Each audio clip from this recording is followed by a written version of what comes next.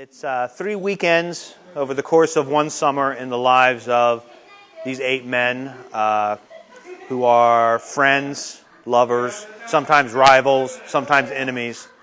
And it's just about everything that they're facing in their lives. I mean, they're all gay, but I would hate to think that's not really what it's about. I mean, yes, specifically there are things about the play and about the action that relate to their sexuality, but it's also about things that are more universal. And it's set modern day? The play was written in 1995, and so rather than taking out all of the topical references, we've chosen to keep it in that setting. What's it like doing it in the black box? Because the audience is so close.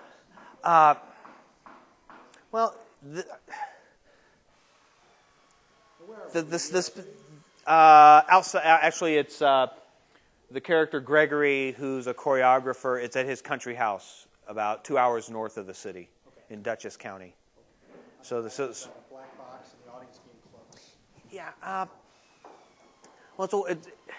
It's both a challenge and a blessing because, as you can see, the distance between the stage and the front row is very small. You're in the audience's lap practically, and on the other hand, it gives you a chance to.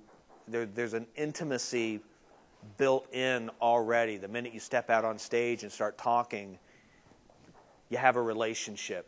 There are no footlights to get past. There's no distance that you have to work your way through. You're very close to the audience already. And because this is a play that is about intimacy and the joys of intimacy and the risks of intimacy and its dangers, it's a really good play to share head on with your audience. And how, as I understand, this is over like 3 weekends in one summer? Yeah, it starts, the first act is Memorial Day weekend, the second act is the 4th of July, and the last act is Labor Day. Is it a drama? It is a drama, but there's also a lot of humor in it. I mean, the relationships have a lot of humor in them, and there's a certain. It's certainly not a farce. It's not one of these door slamming backstage farce type things, but there is humor in it. All of these characters have their unique approach towards life and dealing with its problems, and all of them have their own special humor. Challenging for the actors?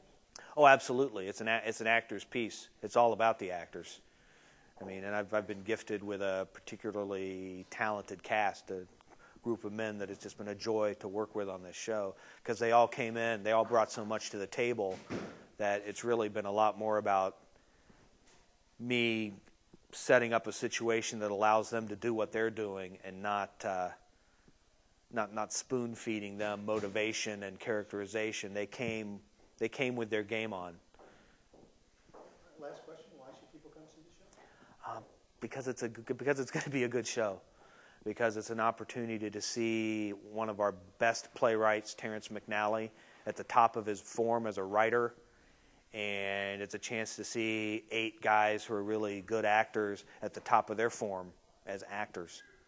And it's going to be a fun evening in theater. I mean, yes, we said it's not a farce, but it's fun.